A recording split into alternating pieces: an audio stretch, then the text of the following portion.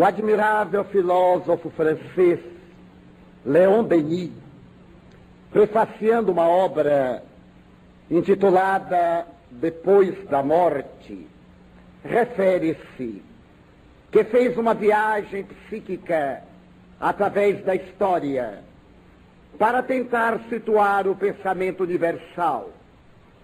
E a paisagem que se lhe descortinava à mente ansiosa caracterizava-se pela destruição, pela anarquia, pela vitória da morte. Pôde fazer um périplo pelas cidades gregas da Sicília e acompanhar os monumentos arrebentados em cujas colunas o vento do deserto apresenta a sua carícia ardente. Acompanhou as civilizações do passado que foram a glória de um dia. Teve a oportunidade de rever Cartago, a dormir diante das areias escaldantes, e viajou pelas terras mais longínquas da Mesopotâmia, a Síria, a Caldeia, a Babilônia, o Vale dos Reis no Egito, e por onde quer que a sua imaginação peregrinasse, o espectro da morte parecia ter-lhe precedido, deixando escombros e decepções. Ele tentou então imaginar as multidões que se agitaram ali, as pessoas que viveram, as alegrias que experimentaram os heróis e os bandidos, os reis e os vassalos, os nobres e a ralé. E através desta viagem imaginária, ele podia compreender que na realidade antropológica do ser, a morte é um fatalismo biológico. Começou então a interrogar-se: que é a vida? Qual o sentido da existência planetária na Terra? Ao fazer uma análise meticulosa das glórias e das misérias, dos amores e dos ódios, das civilizações que foram vencidas pela guerra, ou que tiveram de ser abandonadas graças à peste e a várias vicissitudes, ele chegava a um balanço trágico a respeito do homem. Será que a vida é uma voragem que a morte parece lograr de um momento para outro? Adiantará, por exemplo, o cultivo das mais elevadas emoções, ou a entrega às paixões mais animalizantes e primitivas do período da faixa inicial da vida? Qual é a finalidade do homem? Afinal, quando se atinge a plenitude, eis que a morte se acerca, e apresentando-se de surpresa, tudo reduz a pó. Aquele ser a quem amais, diz Léon Denis, vai morrer. Toda a contribuição gloriosa da vida terá que ser abandonada a partir do momento em que a desoxigenação cerebral candidatar o indivíduo à morte. A minha pergunta severa a ele: já que a morte é uma fatalidade inevitável da vida, que acontece depois da morte, será que a morte encerra o capítulo da vida e se apresenta qual aniquilamento que cessa o intercâmbio do amor e a tremenda manifestação do ódio? Contemplai um ser querido que acaba de morrer. Examinai-o sob o mármore frio diante de vós, e observai que aqueles lábios que se agitavam agora estão hirtos, aqueles olhos que derramavam claridade agora estão cerrados, aqueles ouvidos que captavam a música das estrelas agora estão impedidos de registrar qualquer ruído.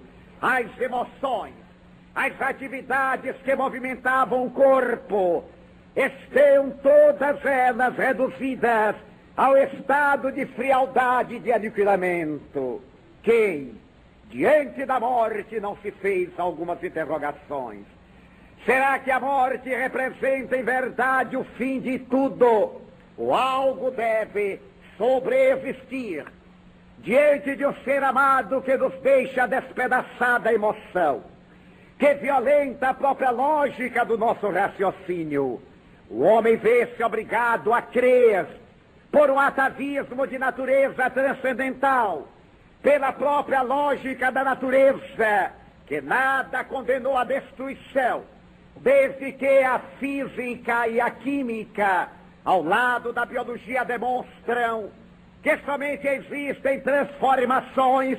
Aquele que contempla um ser querido há de dizer: a morte não ceifa a vida. A pessoa que aparentemente deixou de respirar, a inteligência que aparentemente deixou de se comunicar através do cérebro, de maneira nenhuma está aniquilada, porque para onde olhamos a vida é tua. O cadáver, em decomposição biológica, vai atender o milagre da planta, e na intimidade do humus da química orgânica da natureza, vai apresentar-se no colorido e na fragrância da flor, no agradável paladar do fruto, na beleza multicolorida que defrontamos em toda parte. A inteligência não pode deixar de apresentar a sua contribuição. A realidade imortalista crede: ninguém morre.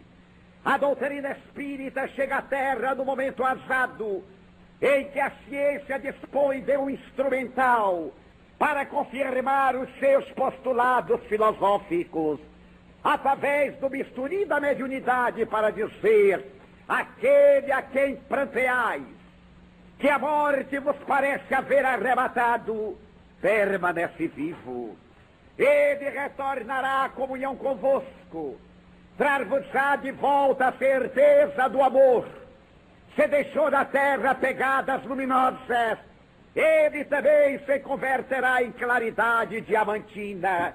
Mas se por acaso a sombra da descrença, a marca da agonia ou da tragédia, lhe assinala a existência corporal, eis que o ódio como o amor ressumam da intimidade da sepultura para trazer aqueles mesmos vínculos que o homem da terra distraído desejaria romper. Coube a doutrina espírita, esta ciência que estuda a realidade do ser, que demonstra uma interveniência entre os homens e os espíritos, confirmar que a morte é apenas o veículo que nos transfere de um para outro estado vibratório. Morrer não é finar-se, é mudar de uma atitude para outra. Morrer não é acabar, é transferir-se para uma outra realidade, talvez impalpável momentaneamente, nem obstante tão real como a estrutura molecular dos átomos, ou a grandiosidade da luz, que nas suas expressões mais altas a capacidade óptica não pode registrar. A doutrina espírita veio trazer a todas as religiões aquele material que lhe faltava, aquela certeza que a elas fazia falta, a prova documental da imortalidade da alma. Veio trazer a filosofia, o sentido ético para a vida, conforme afirmava Platão: se não houver vida depois da vida, bom negócio fazem os maus. Porque depois de se locupletarem na desonestidade e no prazer, tudo estará reduzido ao aniquilamento, à cessação da inteligência. Do entanto, tese da consciência dos maus ainda falava o eminente discípulo de Sócrates, que o desvela para a posteridade, que os atos dos homens acompanham-no, tornando-o depois da vida física feliz ou desgraçado conforme a sua conduta terrenal. Se recuarmos historicamente o pensamento às mais distantes civilizações, a presença da morte faz-se desvelada pela presença da vida. É sabido que o livro mais antigo que foi escrito pela humanidade é atribuído a Shiro Siddhanta, na Índia, E por incrível que pareça, este livro é todo dedicado a interpretar o milagre da vida pelo fenômeno da morte. No Ocidente, Safo dedica a sua primeira obra de literatura clássica a estudar a realidade da vida, porque foi graças à morte que surgiu a filosofia, para interpretar e estudar o verdadeiro fenômeno do existir. Será que o homem é a massa celular que transita através da argamassa de nervos, células, ossos, membranas e de neurônios cerebrais que parecem articular o pensamento? A filosofia se bifurca nos períodos mais recuados da Grécia, da tese do atomismo e do espiritualismo, na negação através da matéria e na afirmação através do espiritualismo idealista. À medida em que a cultura avança e os fenômenos antropológicos crescem, os sedimentos da informação imortalista avolumam-se e homens notáveis como Krishna, como Lao Tse, Confúcio, Hermes, Pitágoras, Jesus Cristo, Agostinho, para citar em pinceladas ligeiras aqueles que mudaram o curso da história, são todos espiritualistas. O príncipe Siddhartha Gautama, o Sakyamuni, depois de sentir-se entediado pela vida que levava na corte, ele resolve tentar descobrir a razão do sofrimento. Para onde ele se voltava, a dor era imanente. Ele se perguntava na opulência de Kapilavastu, onde nascera por volta de 562 a.C. Por que o homem está condenado à velhice? Por que o homem está condenado à doença? Porque a vida está condenada à morte. Ao lado desses fenômenos biológicos, o príncipe Siddhartha Gautama também descobria que há uma gama infinita de sofrimentos. Sofrimentos que geram sofrimentos. Sofrimentos que vêm do prazer. E sofrimentos que resultam dos condicionamentos adquiridos na sociedade. Aquele sofrimento por infestação, por contaminação, por bacilose, por manifestação de germes, é um sofrimento gerado pelo sofrimento. Aquele sofrimento que é resultado de um prazer, a compra de um automóvel, que proporciona tanto prazer, e o acidente de automóvel que proporciona tanta desgraça. A aquisição de uma casa, que no seu primeiro momento oferece tanta alegria. Depois os impostos, os problemas, as decorrências da casa, o terremoto, a casa que rui. E o sofrimento que advém de uma coisa que era tão agradável. Os sofrimentos da neurose, das aflições, das psicoses, da esquizofrenia, que são os sofrimentos do nosso relacionamento social, da nossa impregnação das atividades penetrantes da atividade no nosso contexto histórico. O príncipe Siddhartha Gautama resolveu então meditar, abandonou a comodidade palaciana e foi procurar o conforto de um monastério. Mas depois de ali demorar-se por cerca de vários anos, ele constatou que aquelas disciplinas austeras, aquela negação do mundo, de forma nenhuma equacionava o problema do sofrimento. Pelo contrário, proporcionava sofrimento maior. Ele resolveu abandonar tudo e, acompanhado de 5 monges, sentou-se em postura de lótus, à sombra de uma velha figueira, e começou a meditar. Repentinamente ele foi instrumento de um insight, de uma iluminação, tornou-se Buda, o iluminado, e decretou para a posteridade que o homem não é a sua carcaça material, nem os seus sofrimentos que dizem respeito à vida, à causa essencial da vida.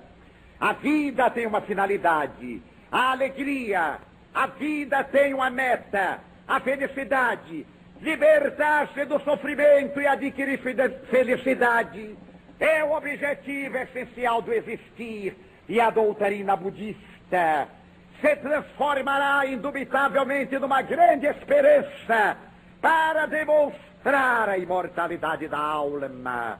Através da história do Renascimento, as mais lúcidas cabeças pensantes revelam a sobrevivência da alma.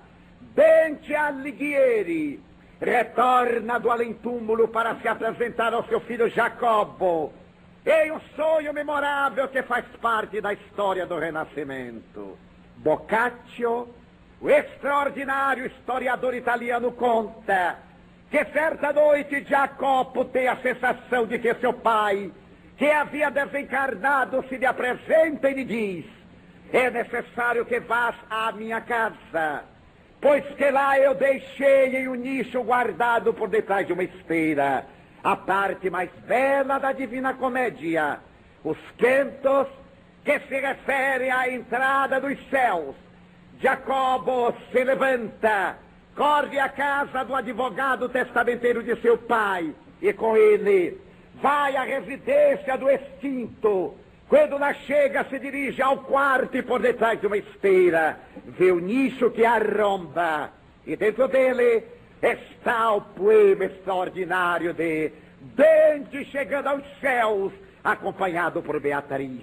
A obra da Divina Comédia, que fora publicada somente com os cantos do inferno e do purgatório, trazendo a presença de Virgílio, encontra o seu apogeu neste maravilhoso fenômeno de natureza imortalista.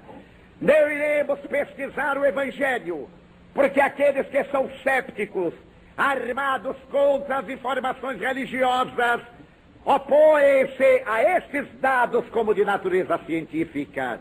Mas se avançarmos na história, Voltaire, o pai da doutrina do materialismo e da enciclopédia, terá a oportunidade de confessar: quando eu escrevi meu poema Henriade, todo um canto, eu escrevi enquanto dormia e enquanto sonhava. Eu tinha a sensação de que uma força poderosa me conduzia. O poema escorregava da minha mente na direção do papel.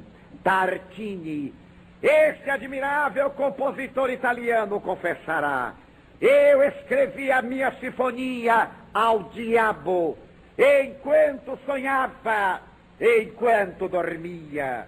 Daudet, imortal da Academia de Letras de Paris, confessa que escreveu o seu célebre Cartas do Meu Moinho enquanto dormia e enquanto sonhava. Mas se nós avançarmos historicamente, iremos encontrar a evidência da comunicabilidade dos chamados mortos com os chamados vivos, das personalidades históricas mais relevantes, das individualidades mais expressivas, para nos dar subsídios na área da filosofia e na área da realidade quanto à imortalidade da alma. Foi, no entanto, o professor Hippolyte Léon Denisard Rivaio, Allan Kardec, quem historicamente pela primeira vez, examinando o fenômeno da mediunidade, que era considerado um dom, uma dádiva especial de Deus, um fenômeno indiscutível, porém não estudado, confirmou que a morte não mata a vida. As experiências de Allan Kardec, pseudônimo do professor Rivaio, se transformariam na base documental das modernas ciências psíquicas e parapsíquicas, demonstrando que o homem é algo além da sua própria consciência. Aliás, a afirmativa de Allan Kardec é que o cérebro não gera o pensamento. O raciocínio não é uma decorrência do cérebro. A inteligência se manifesta pela maquinaria cerebral e a consciência não é uma sudorese do cérebro.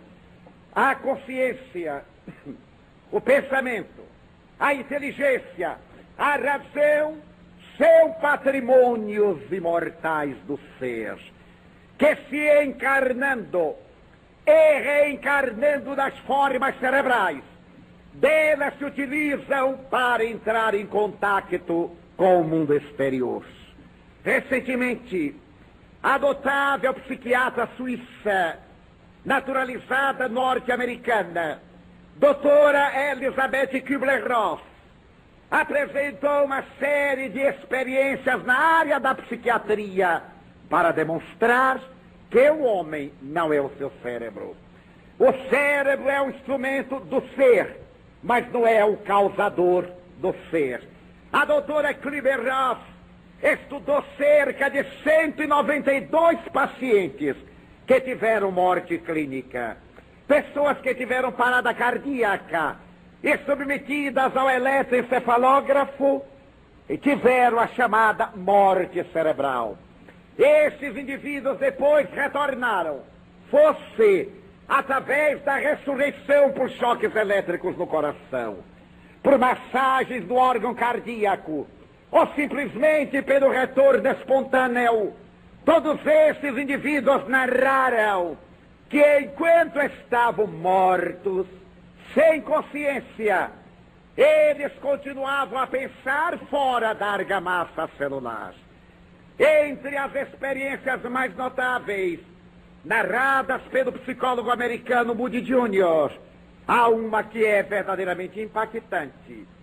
Ele narra a história de um biólogo que, depois de várias experiências um dia no laboratório, uma proveta explodiu e cegou, perdeu a vista, abandonou a biologia, foi aposentado pelo governo americano.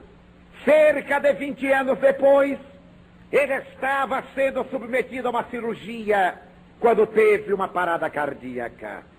Depois de tentarem massagear-lhe o coração e a vida não haver retornado, fizeram-lhe suturas urgentes e mandaram-no para o necrotério. Cerca de 9 minutos depois, ele, clinicamente morto, levantou-se, foi trazido de volta à sala cirúrgica, foi então recuperado. Porém, o mais fantástico foi o que ele contou. Ele narrou que enquanto estava tecnicamente morto, ele continuava vivo. Ele teve lembrança de sua casa e foi até lá. Deu um sinal à esposa, derrubando o espelho que despencou do prego. E quando ele voltou à sala, sem saber o que passava, ele notou que o cirurgião debruçado sobre ele usava óculos. Que o óculos correu-lhe no septo nasal. E o cirurgião automaticamente o levantou. Mas ele teve uma outra surpresa. Ele disse que estava intrigado de verificar que todo o corpo clínico estava usando avental de cor verde. Quando ele perdera a vista, os aventais eram alvinitentes. Mas ele fez uma revelação mais importante. Perguntou ao cirurgião se havia achado a caneta que ele havia caído do bolso quando estava fazendo a cirurgia. E o cirurgião disse que não. A caneta se havia perdido ali na sala cirúrgica. Ele, que era cego e estava morto clinicamente, disse: bem, eu vi quando a caneta caiu, bateu no seu pé e correu para debaixo do autoclave.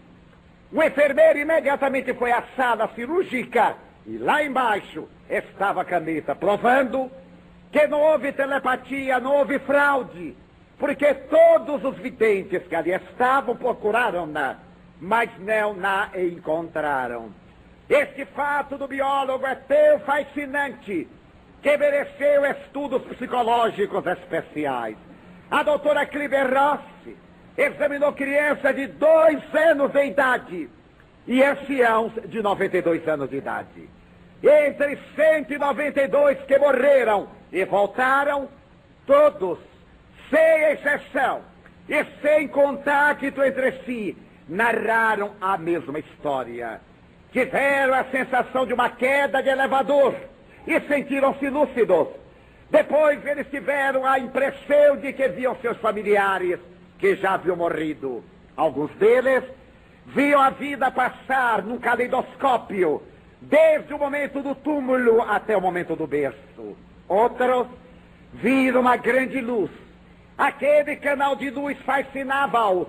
À medida em que eles se adentravam, perdiam-se e acordavam no corpo ressuscitado artificialmente. A doutora Kübler-Ross está aplicando 30 anos da sua investigação de psiquiatra para poder tentar verificar se há ou não vida depois da morte. Recentemente, ela publicou um livro notável, Morte, Término da Vida Biológica, do corpo, mas não da vida espiritual. Fazendo uma análise mais profunda do comportamento humano, ela constatou que a coisa mais temida do mundo é a morte. Porque a morte tem todo um séquito de pavores. A morte não mata somente quem morre, mata também um pouco quem fica. Quando parte o ser querido, metade, uma parte, ou a quase totalidade de nós, viaja com esse ser querido. Mas na América do Norte e na Europa, há uma mentalidade que faz tudo para driblar a morte. Ao invés de se fazer a inumação cadavérica, sepultar o defunto de imediato, lá tem todo o ritual, que é um ritual atávico para mascarar a tragédia da morte. O defunto vai para uma casa funerária, vai embalsamado, pintado, toma banho antes, veste-lhe a melhor roupa, dá-lhe beleza, faz-se uma festa, e logo depois se sepulta ou se manda ao forno crematório, que é uma técnica humana para ludibriar a consciência. Então ela faz uma análise dos pacientes, principalmente dos chamados pacientes terminais, aos quais ela dá assistência. E desses pacientes terminais, ela logrou que a morte, quando não é acidental, sempre passa por 5 períodos. O primeiro período é o período do choque, a surpresa, porque nós somos criados e educados equivocadamente. A nossa educação social, a nossa educação religiosa é sempre a respeito da vida. Nós dizemos ao filhinho, você vai crescer, vai ganhar muito dinheiro, vai ter um carro do último modelo, vai ter uma casa com piscina. Dizemos à filha, você vai ser miss, você vai ser bonita, vai ser gloriosa. Raramente dizemos, você vai morrer, que aliás é a única certeza. Demos todas as ilusões e fazemos de conta que a morte é uma coisa que só acontece na casa do vizinho. Mas como o vizinho pensa que só acontece na nossa, um dia acontece na nossa casa. Se nós dessemos uma educação social desde cedo, que vida e morte são termos da mesma equação, a morte não seria tão cruel, nem um fantasma tão desesperador. E de repente, a pessoa que está com uma saúde maravilhosa, como se diz em linguagem popular, ele está vendendo saúde.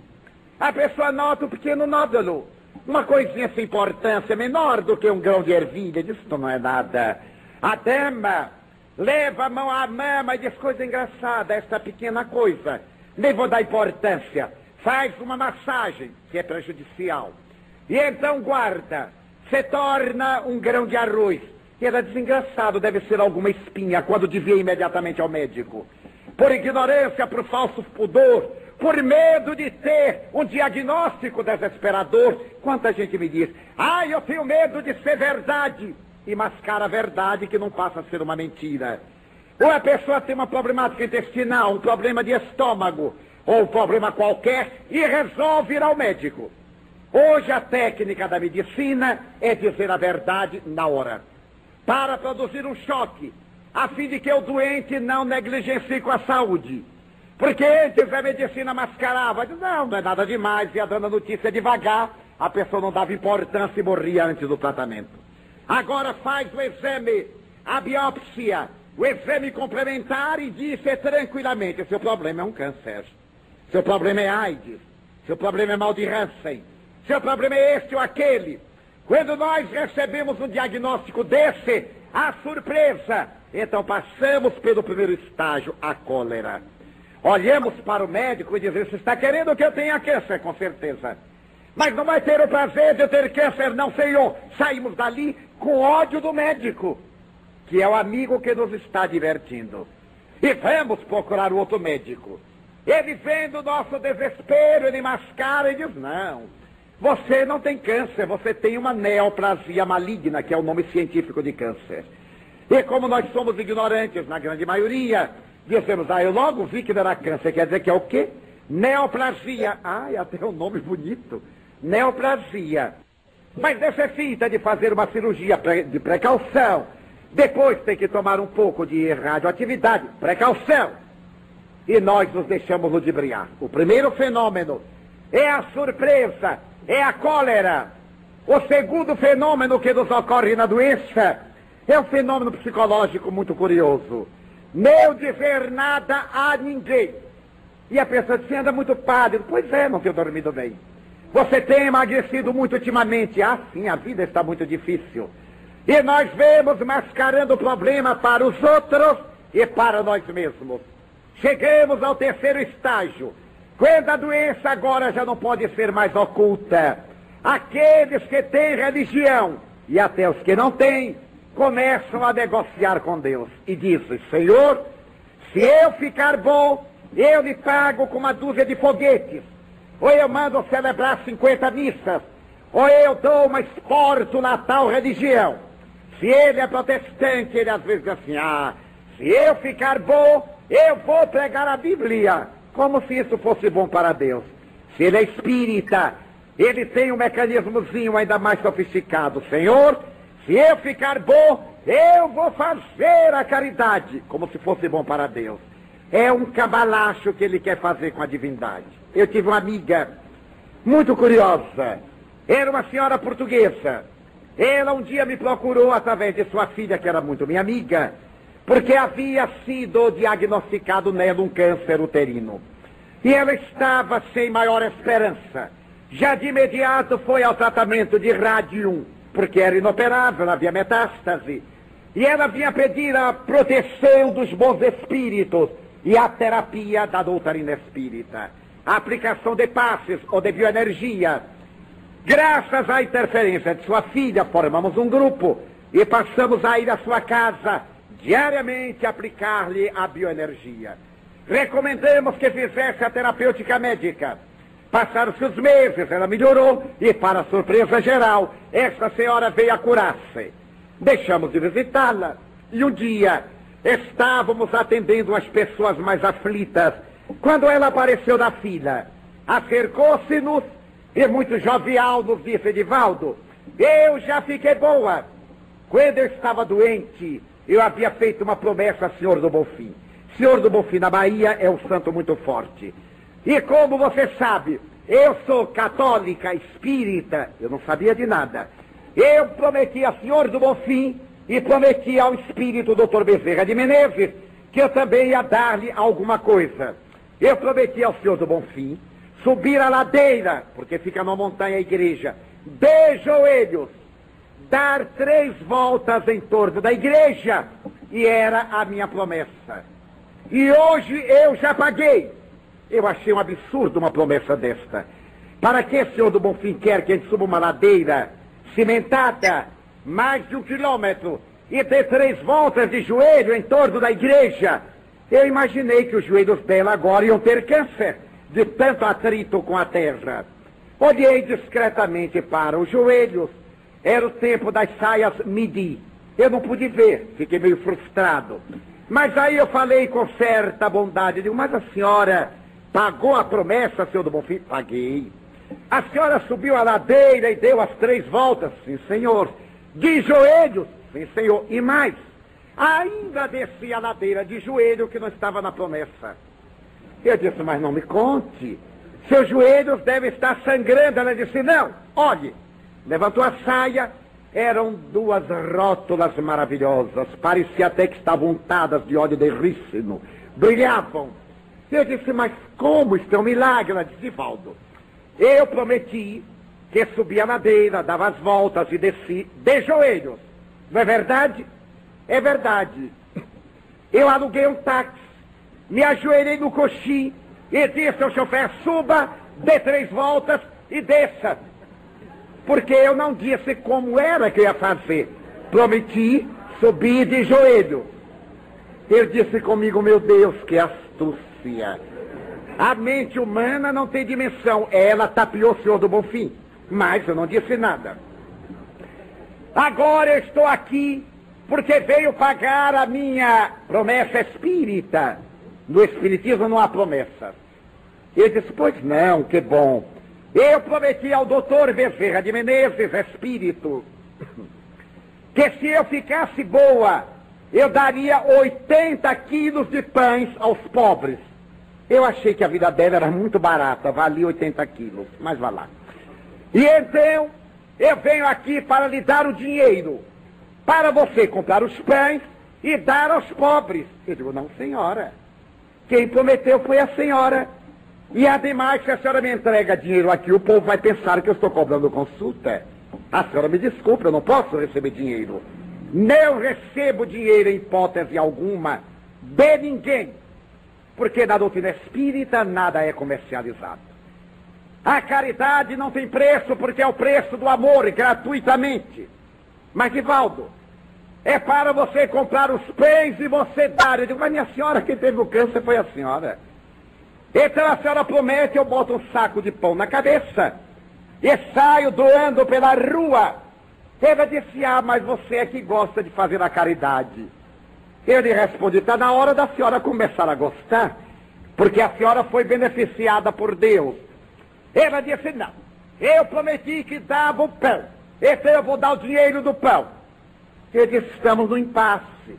Eu posso dar ali na secretaria para que compre os pães e dê aos pobres? Eu digo, aí é outra coisa. Até eu lhe ajudo, eu vou agora distribuir os pães. Nós temos serviço social a famílias muito problematizadas, nós daremos. Ela me beijou a mão e saiu lépida. E eu digo, que cambalacho notável. Tapeou o Senhor do Bonfim, tapeou o doutor Bezerra de Menezes, está tapeando Deus. Porque a nossa consciência ultrajada de apresentar as nossas realidades ante a morte e depois parar. A doutora Kliber Rossi diz que este período é o período da negociata. Passamos ao quarto período. É aquele período em que nós não queremos ver ninguém. O doente está revoltado, não quer lidar com ninguém, porque sabe que vai morrer, então fica com raiva de todo mundo. É sinal que a morte está perto. O quinto período, ela chama o período de aceitação. É aquele período em que a pessoa diz, pouco se me dá. Já que eu vou morrer, eu me vou preparar. E esse é o período ótimo para a gente visitar quem vai morrer. Porque como nós não temos coragem de enfrentar a morte, quando a pessoa já sabe que vai morrer, fica mais fácil. Porque a gente chega, o doente conta e a gente sai dali dizendo, mas que formidável. Que coragem, eu admiro. Que coragem! Quando deveria servir de advertência, porque nós também vamos morrer. Mas quando nós falamos desta realidade, que todos vamos morrer, há uma certa reação. Como se nós fôssemos imortais no corpo. Certa feita, numa festa de casamento, em que as pessoas estavam muito alegres, e eu também. Eu disse de mim para comigo, vou ver a reação do povo. Chegou uma pessoa e disse, seu Divaldo, eu queria conversar com o senhor. E começou a me fazer perguntas, e perguntas, e perguntas. Quando formou uma roda, eu disse, agora. A pessoa me disse, mas Divaldo, eu não creio em nada da imortalidade, eu não creio. Eu disse, que bom, não fique preocupada não. Eu tenho uma amiga que vai me convencer. E a pessoa perguntou, quem é essa amiga? Eu disse, a minha amiga morte, porque você também vai morrer. Ave Maria, credo cruz, bota a boca para lá. Como é que eu vou morrer? Eu disse, agradeça a Deus que você vai morrer. Aliás, todo mundo aqui vai morrer. E olhei também para a noiva, olhei para o noivo. Uma senhora velhinha se benzeu logo para não morrer. E eu disse, morrer é uma felicidade. Olhei para a sogra, que eu notei que não gostava muito do genro, e disse, a senhora já imaginou ter que aguentar seu genro 574 mil anos? Eu disse, Ave Maria! E eu disse, rapaz, já imaginou aguentar a sua sogrinha 600 mil anos? Ele torceu o nariz e ele disse: a morte, portanto, é uma bênção. Porque ela encerra o ciclo, mas não encerra a vida. A vida prossegue estuante e maravilhosa. E a doutrina espírita veio nos trazer a evidência, a prova da imortalidade da alma. Veio nos dar um conceito ético. Cada um viverá conforme viveu. A vida será conforme nós a preparamos aqui na terra. Pessoas me buscam, me pedem notícias de familiares. Então eu lhes pergunto como eram aqui na terra. Eram ótimos? Então estão maravilhosamente. Todo bom aluno passa para um grau superior. Todo mau aluno repete o ano, mesmo quando tem pistolão. Ele pode ser promovido, mas continua ignorante. Para que ele adquira a capacidade, é necessário refazer o caminho cultural. Então a morte é o resultado das nossas atividades. Eu estava em Uberaba, no dia 2 de julho de 1988. Era uma das noites em que o médium Francisco Cândido Xavier recebe o correio de luz da imortalidade. Éramos umas 1.500 pessoas. A sala exígua para 40 pessoas deveria ter 100, que não podiam levantar o pé, porque não havia espaço. As pessoas acotoveladas, uma mesa com 14 pessoas mal sentadas.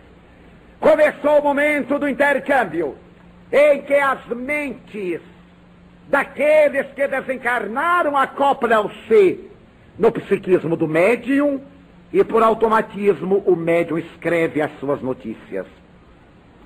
Éramos 3 ou 4 médiuns psicógrafos, escreventes.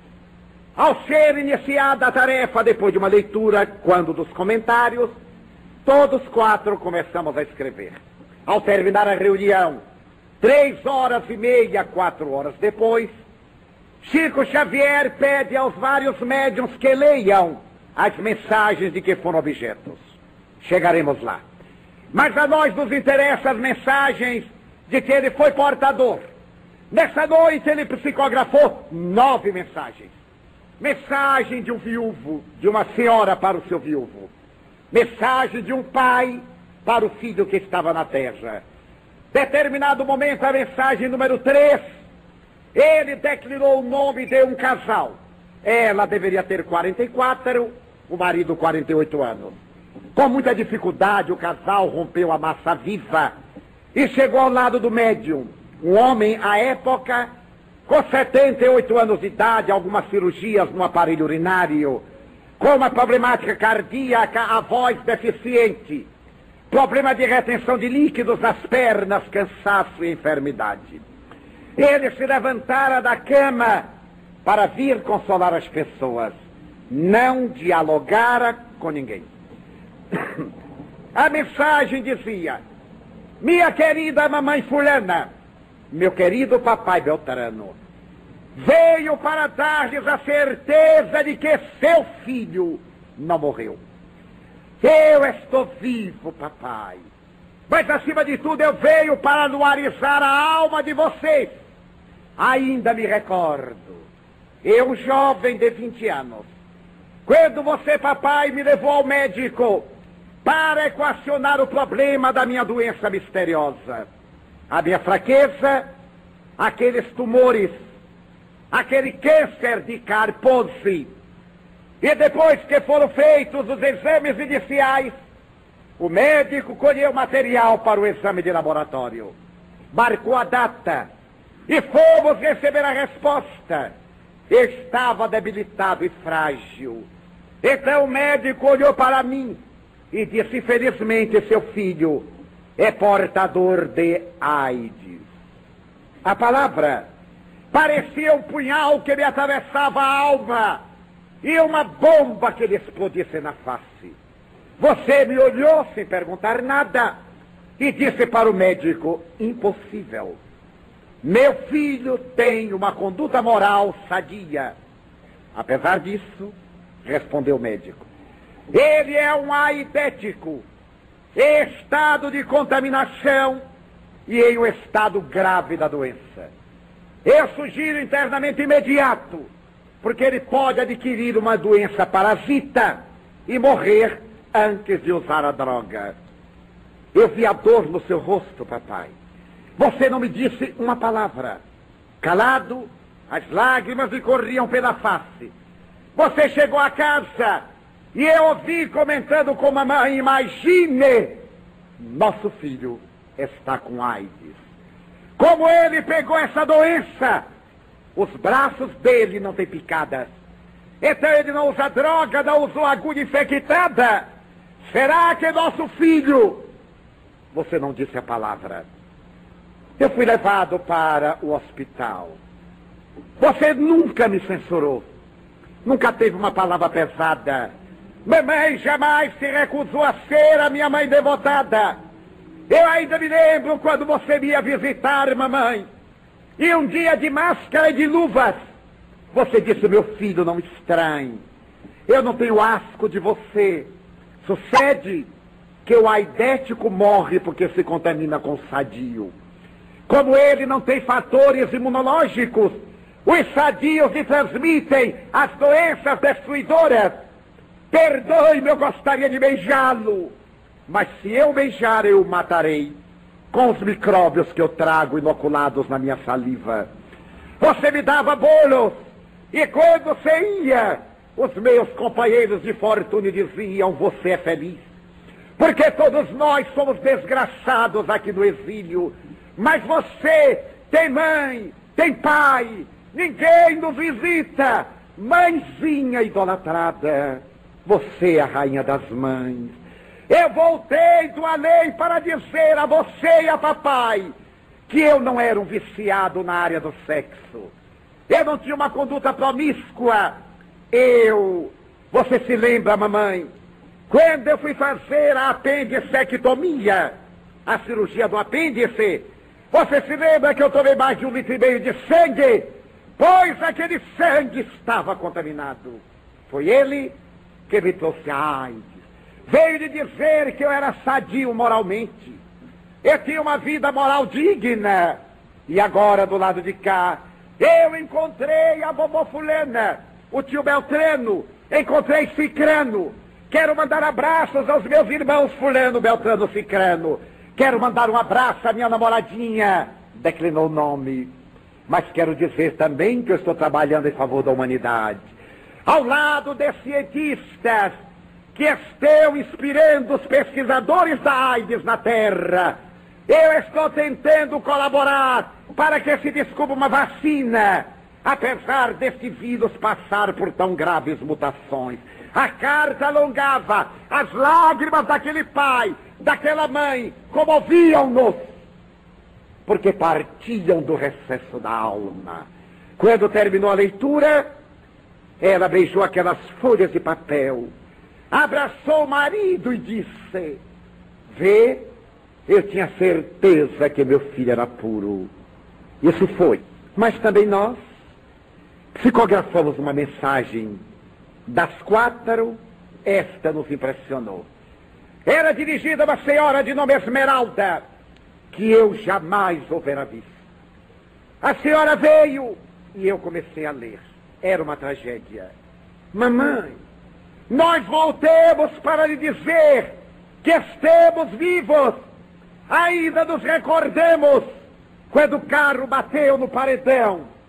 Uma fagulha se desprendeu e provocou a explosão do tanque de gasolina. Estávamos chegando à cidade de Ourinhos, para onde íamos, de frente do posto Esso do lado esquerdo. As labaredas cresceram, nós quisemos sair, as portas estavam travadas no fundo.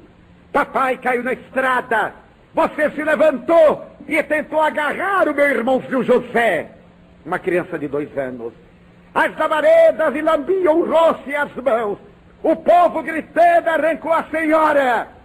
Quando nós adormecemos e não nos lembramos de mais nada.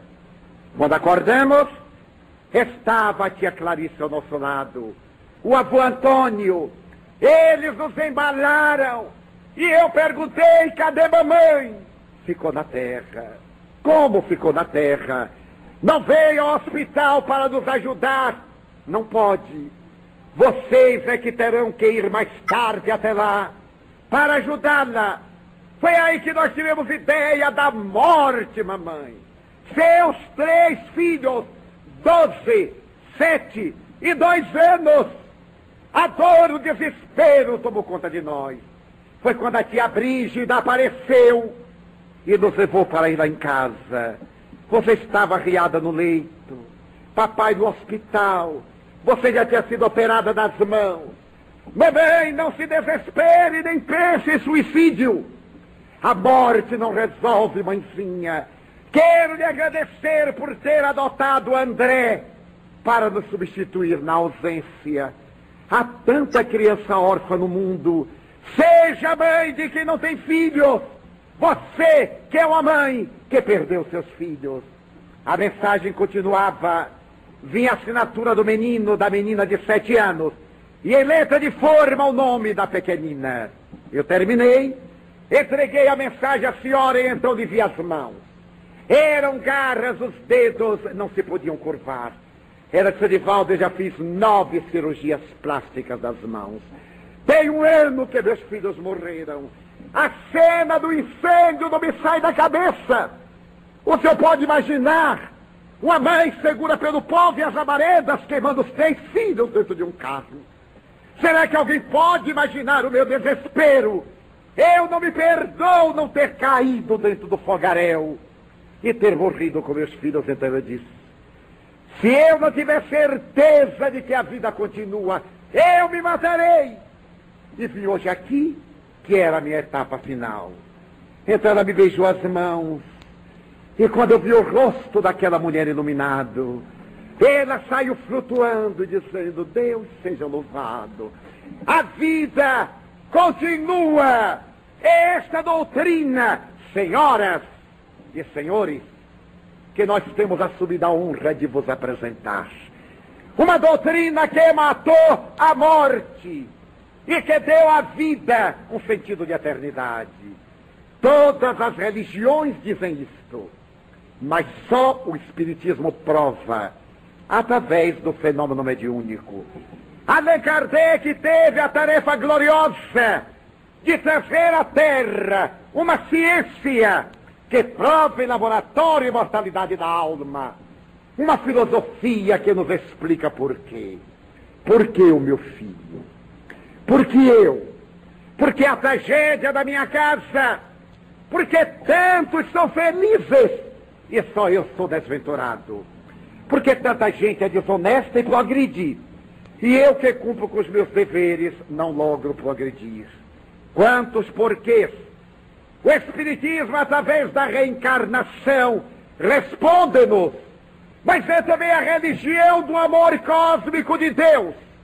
Porque o Espiritismo, pese a maledicência às informações contrárias, é a religião que tem por base Deus, a imortalidade da alma, a comunicabilidade dos espíritos, a reencarnação, a pluralidade dos mundos habitados e traz Jesus de volta. Somos cristãos, cristianíssimos, traz o Evangelho vivo, restaurado, para nos animar na travessia desta grande noite. O Espiritismo restaura da beleza primitiva a palavra de Jesus, pregando o amor em todas as dimensões, a caridade em todas as expressões.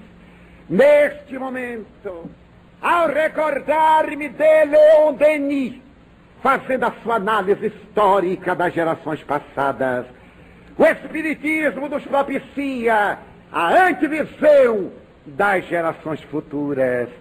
Uma humanidade que vai vencer a morte, que está preparada para arrostar as consequências dos problemas e sair com naturalidade das vicissitudes. O Espiritismo vem como consolador, que foi prometido por Jesus, João 14, 16, 17, 18 e 24, anunciando a era nova, candidatando-se a diminuir as nossas mágoas e a dar-nos a felicidade. Os mortos vivem, eles nos amam, pode manter intercâmbio conosco. Bem-aventurados aqueles que se podem abrir no silêncio da oração a intercomunicação com as almas queridas. Todos podemos. É só fazer silêncio interior, aquietar as ansiedades, orar, pedir, bater, buscar, e as respostas virão. Numa hora como esta, de incertezas e de dificuldades, o homem bate aflito às portas dos céus, e os céus respondem: magnífica, admirável meu homem, bom ânimo. Então, não há lógica para a revolta, nem para o desespero, para a amargura ou para a depressão. Temos a coragem nós, que dispomos do tirocínio intelectual, diante de tantas vicissitudes, de dizer: Senhor, eu tenho mais motivos para agradecer do que para pedir. Eu tenho muito mais razões para dizer-te que amo a vida do que dizer que a minha é uma desdita. Muito obrigado, Senhor, por tudo que me deste, por tudo que me dás. Muito obrigado pelo ar, pelo pão, pela paz. Muito obrigado pela beleza que os meus olhos veem no altar da natureza. Olhos que fitam o céu, a terra e o mar, que acompanham a ave ligeira que corre fagueira pelo céu de anil e se detém na terra verde salpicada de flores em tonalidades mil. Muito obrigado, Senhor, porque eu posso ver meu amor. Mas diante da minha visão eu te formulo uma oração pelos cegos que vivem na escuridão, que tropeçam na multidão.